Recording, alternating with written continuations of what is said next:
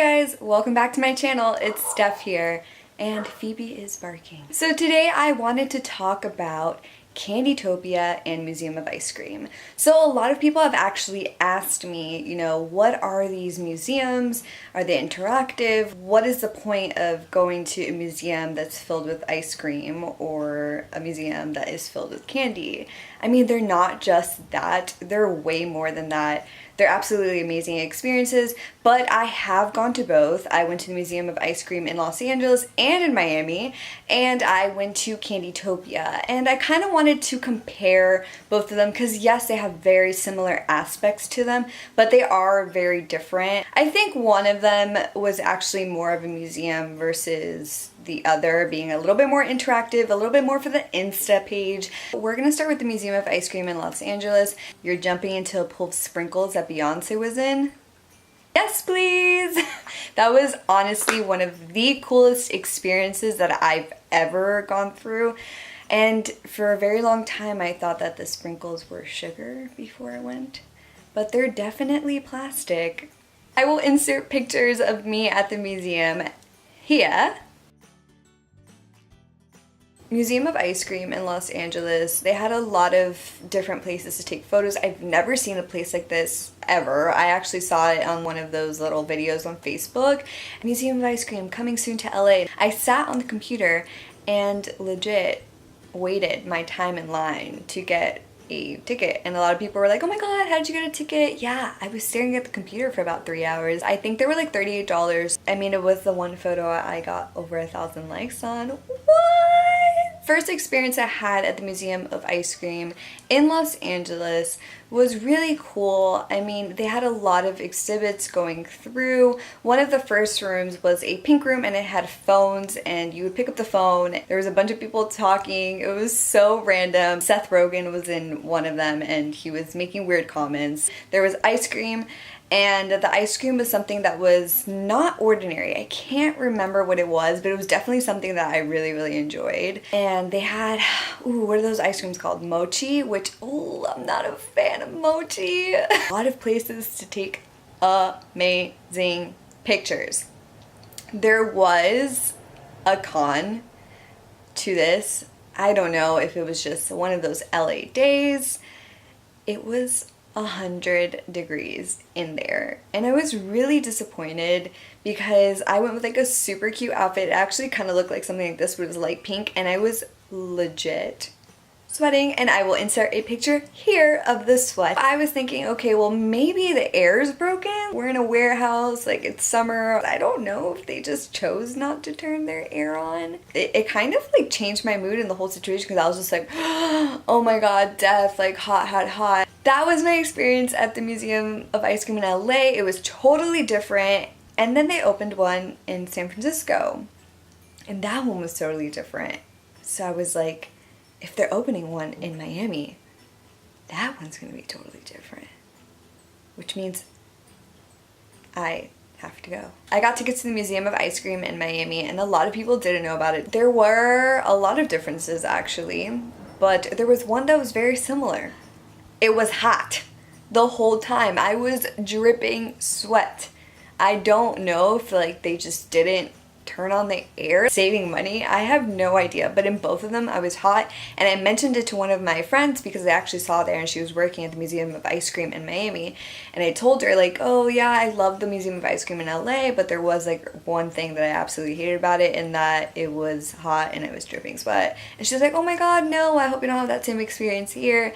And I kind of did. And I don't know if it's because like people are opening doors to go to each exhibit. It honestly ruins the mood. The one in Miami I thought was a little bit better, and that's just probably because it was newer, so they've thought about new ideas. I thought each room was thought out really nicely. There was one room that had gold floor. Gold floor! It was very Miami themed, which was really cool. It was very, very colorful. There was a disco ballroom that they didn't have in LA. Willy Wonka-ish. You become small and you have to like crawl in and take pictures, and I will insert a photo here. And there was also some swings, like a cherry swing, a banana swing. They did not have that in LA. They had one swing. I think it was just like normal swings. It was banana wallpaper and you could actually scratch and sniff it. I also touched the banana display, which you're not supposed to touch, and I got yelled at, but I got a really cool picture. I also had a very similar display in Miami, and it was popsicles instead of bananas. People were getting into the popsicles to take pictures and they were all tangled on the bottom, and I'm pretty sure they fixed it. The sprinkle pool in Miami, I had a very weird experience. I mean, obviously it's gonna be kind of like the same experience as the one in LA, but they timed you, and it was, I'm not kidding, 3 minutes in the sprinkle pool, which kind of was mind-blowing to me. I'm like, 3 minutes? Like, by the time I like dig myself into the sprinkles, it's gonna be 3 minutes. And in the one in LA, they didn't time it like that. I think it was 8 minutes in the one in LA, which gave us more than enough time to take pictures, and we were with 3 people. So we were all taking pictures for each other. In Miami, I was with my family and it was 5 of us together. So I'm there trying to take pictures of my cousins trying to take pictures of us.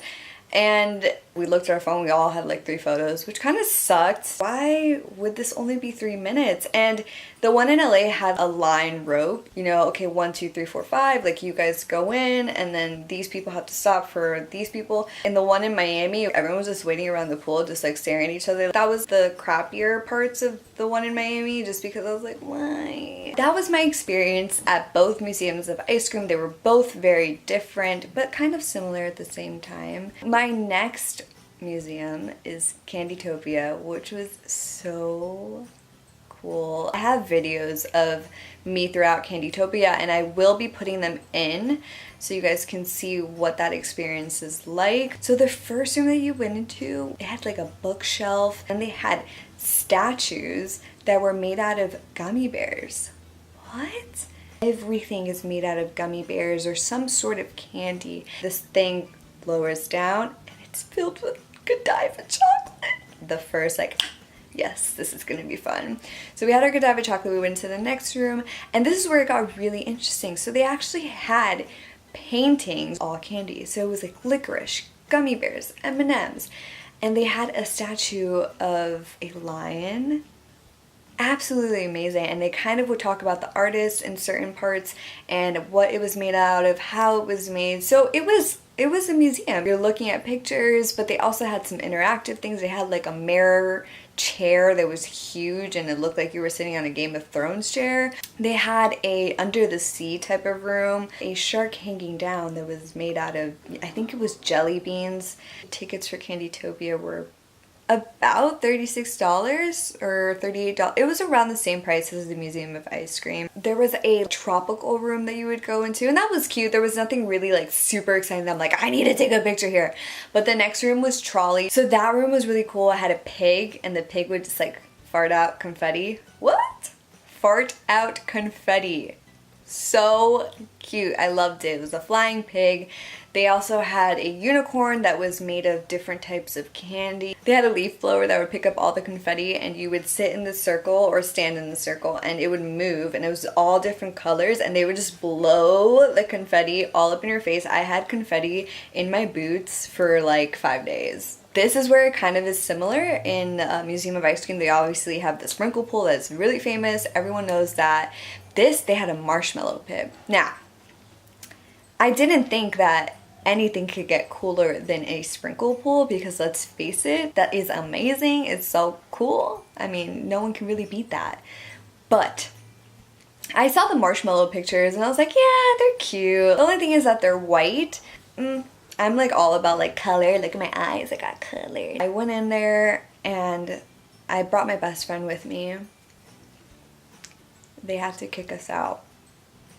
We're not leaving. We're never leaving. They gave us a reasonable amount of time in there. I would say between 10 to 15 minutes in the actual marshmallow pit. And I've never had so much fun in my whole entire life. Well, I probably had a lot of fun when I was a kid. But first of all, the marshmallow pit was way deeper than the sprinkle pool. The sprinkle pool was very short. I'm not kidding. It must have been maybe 3 or 4 feet. The marshmallow pit had to have been like 6 feet. Took 500 bajillion photos. And yeah, they're not as cute as the sprinkle pool. I have to admit that they're not, but it was so much fun. Everything is so cool. That was my experience at both the Museum of Ice Cream and Candytopia. Maybe Candytopia had a little bit more time to think about like what they were gonna really do, and I think they focused more on making like actual art pieces versus Museum of Ice Cream was just kind of interactive. Both really fun, but if I had to choose one, it would be Candytopia. It was a really cool experience. It could have been because no one really knew about it, so it was something really, really new. Anytime that there are interactive museums,